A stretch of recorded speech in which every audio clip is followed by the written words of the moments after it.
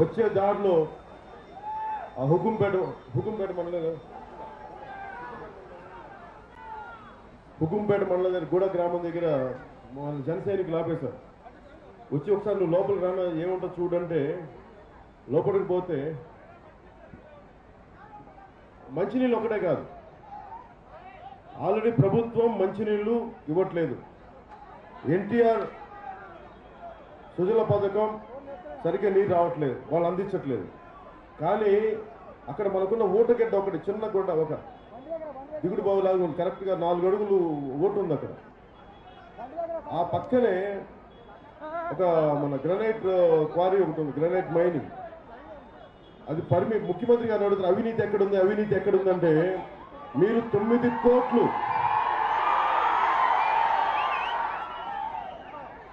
నేను ముఖ్యమంత్రి గారు వస్తే వారి కుటుంబీకులు వచ్చినా నేను చూపిస్తాను. మన గూడ గ్రామంలో మన హుకుంపేట మండలం నేను చూపిస్తాను మీకు అవినీతి ఎక్కడ ఉంది.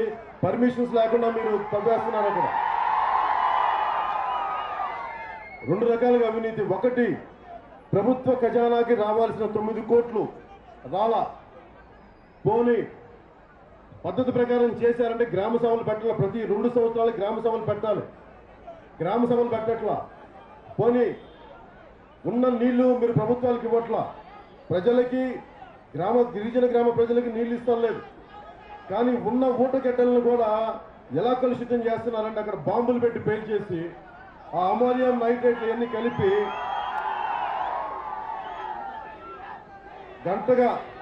ఒక గంట సేపు ధూళొచ్చి ఆ కలుషితమైన గాలిలో వచ్చి అక్కడ గర్భిణీ స్త్రీలు, పసిపిల్లలు, మీకు తెలుసు కదా క్వారీల్లో బాంబులు పెట్టకూడదు, గిరిజన ప్రాంతాల్లో బాంబులు పెట్టకూడదు. ఒకవేళ పెడితే పర్మిషన్ తీసుకోవాలి, పర్మిషన్ లేవు. అలాగే మైనింగ్ శాఖ మన మట్టి చదివితే సామాన్యుడి మీద బలంగా పడతారు మైనింగ్ శాఖ. ఈరోజు మైనింగ్ శాఖ ఏం చేస్తుంది నాకు అర్థం కావట్లా. ముఖ్యమంత్రి గారు మాట్లాడితే మా దేశంలో అవినీతి లేదంటారు. ఇంతకు మించి అవినీతి ఏం కావాలి, ఇంతకు మించి దోపిడీ ఏం కావాలి, ఇంతకు మించి దౌర్జన్యం ఏం కావాలి? ఏం మాట్లాడతారు మీరు?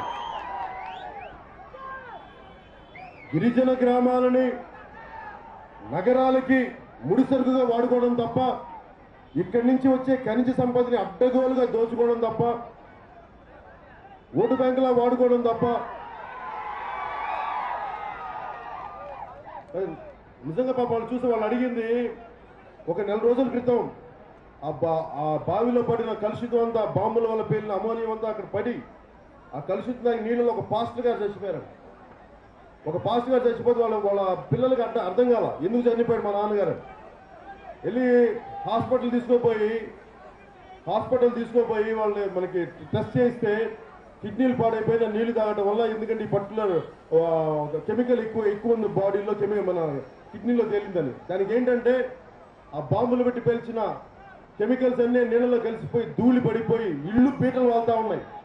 వీళ్ళు ఇల్లు కట్టరు, నీళ్ళు ఇవ్వరు, ఉన్న ఇళ్ళని బీటలు చేసేయండి బాంబులతోటి, ఉన్న నీళ్ళనేమో కలుషితం చేసేయండి. అది జరుగుతున్న పరిస్థితి. ఇప్పుడు వాళ్ళు అడిగితేనేమో మేము ఎక్కడ నిలబడ్డామంటారు. ఈరోజు నేను ఎందుకు బాధ ఉందంటే, నేను ఈ పాడేరు సినిమాలో రాకముందు తిరిగినవాడిని, ఈ ప్రకృతి సంపదని నేను తనివితీరా చూసుకున్నవాడిని. ఇది నా గౌరవం మన తల్లి, అడవి తల్లి మీద.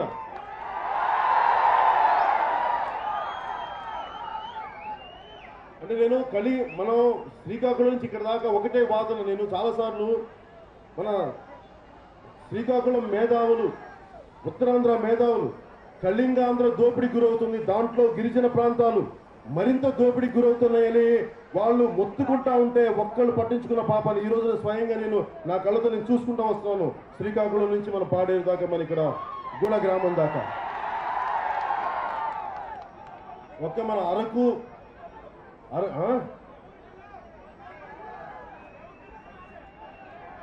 ఏ ఊరికి పోయిన సమస్య, అవును ఏ ఊరికి పోయిన సమస్య. నేను అడిగేది, నేను జనసేన పార్టీ పెట్టింది కూడా అసలు దేనికంటే, అసలు మేము కొత్తగా ఏం అడగట్లా. ఏ కాలుష్య నియంత్రణ మండలి ఏమున్నాయో రెగ్యులేషన్స్ ఉన్నాయో అవే అమలు చేయండి. అవి చేయరు మీరు. ఈ రోజున వైఎస్ఆర్సీపీ ఎమ్మెల్యే నాకు తెలియదు పేరు వారి మైండ్స్ని చెప్తా ఉన్నారు. నేను బట్ వారు చెప్పిన దాన్ని బట్టి చెప్తా ఉన్నా. నేను అనేది మన ప్రజలకు ఇప్పుడు ముఖ్యమంత్రి గారు ఏమంటారు, అదే వైసీపీ నాయకులుగా ఉండుంటే మేబీ వాళ్ళు ఏమి చేస్తుండేవాళ్ళేమో.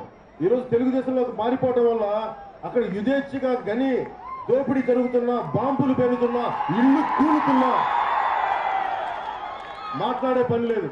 మరి దీన్ని అవినీతి కాకుండా ఏమంటారు మరి ముఖ్యమంత్రి గారి భాషలో? మరి ఆయనకున్న అవినీతి డెఫినేషన్ ఏంటో, దానికి వివరణ ఏంటో నాకు అర్థం కావట్లా.